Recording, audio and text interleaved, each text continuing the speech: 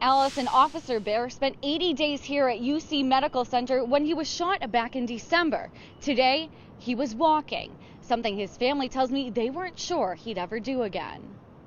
And family filled the 797 Elks Golf Club in Wilmington Saturday. Proceeds from this silent auction will cover the medical costs for Ohio Department of Natural Resources Officer Kevin Bear. I can't believe the amount of compassion and love people have for my husband and the journey he's made. Authorities say Officer Bear was shot in December while investigating a report of illegal poaching on private property in Clinton County. Officer Matt Roberts tells us he was there that day Bear was shot. Never really thought I'd have to go through that, but it was bad. Yeah, I was one of the first ones right there with him, and we took care of him the best we could and got him loaded up and out of there. And he's here today. And he's walking. Officer Bear's family says his recovery wasn't easy. In fact, it was pretty touch and go for a while. But to his wife, Kathy, she says her husband is inspiring. My husband is joy. I tell my kids that every day, even when you're having a down day, find one thing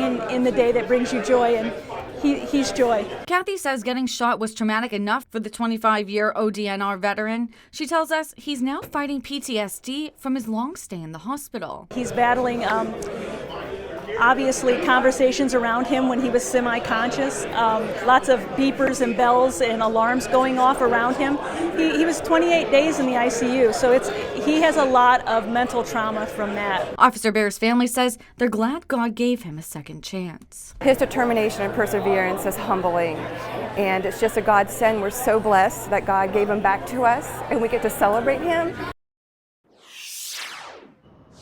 ODNR officials say 3 people were originally charged in connection with the shooting. One case was dropped. Another person took a plea deal, paying fines and got no jail time. Brian Liming is expected to be on trial in November. Live at UC Medical Center, Joanna Boris, Fox 19 Now. Jessica, this is the second protest to take place outside the hospital. So a crowd gathered here on Thomas More Parkway on both sides of the street, and it was much smaller though. We're talking in the low hundreds compared to the thousands that were here earlier this week. And of course, many who spoke out said that it should be up to them if they should be vaccinated. There wasn't a silent moment during this protest outside St. Elizabeth Healthcare in Edgewood. The sounds of honking horns and cheering were heard loud and clear as healthcare workers and community members protested the requirement of COVID-19 vaccinations for employees throughout the tri-state health systems. Give us our freedom, give us our choice, whether or not we want to take something that is not FDA approved. April Hoskins works at the Cancer Care Center at St. Elizabeth. She joins many on the picket line against hospitals making a vaccine decision on their behalf. And there's no judgment whether you've been vaccinated or not. People just want the right to have the choice. That is the major concern here. The mandate at St. Elizabeth would require all employees to be fully vaccinated against COVID-19 by October 1st. A hospital spokesperson says the new policy will help health systems respond to a surge in COVID-19 cases driven by the Delta variant. Supporters of the mandate have said it's a good idea for patient and staff safety. I've been vaccinated my whole life. I was married and I was raised in a military family. I've had all my vaccines. I have just not taken the COVID vaccine. Donna Craze is also a nurse, and she says she'd like to see long-term efficacy and safety studies before injecting the vaccine.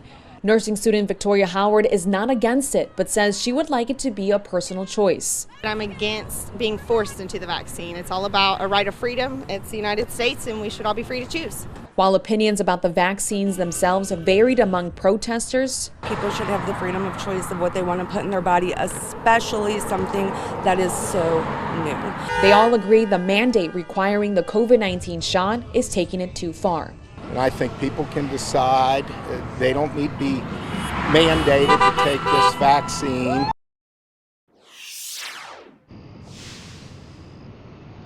And the workers tell me that their jobs are at risk if they don't get vaccinated. And also those who came tell me that they will continue showing up because they want the hospitals to reconsider their decision. I'm also told there will be another protest 2 weeks from today happening at St. Elizabeth, but in Florence. We're live in Edgewood. Andrea Medina, Fox 19 Now.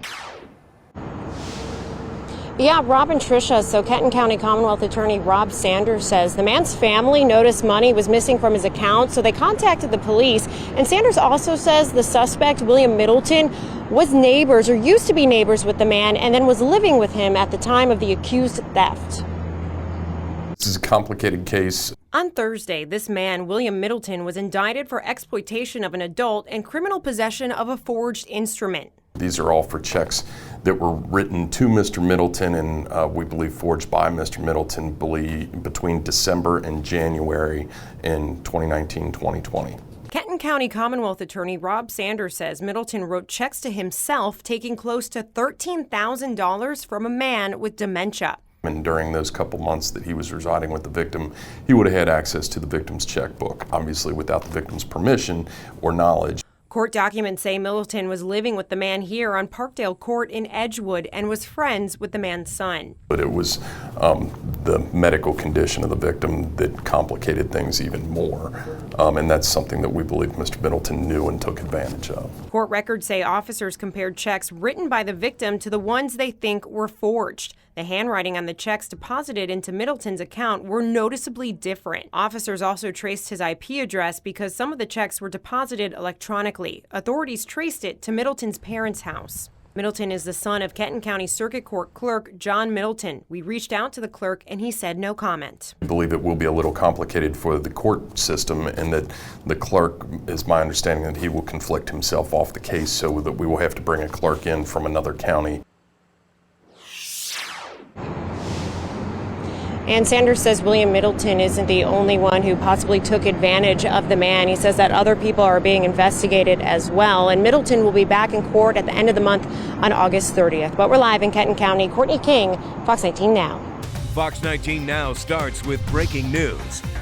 Is under investigation tonight. This is a live look at a very active scene on Reading Road. Firefighters first responded around 8 tonight. It took them about an hour to knock it down.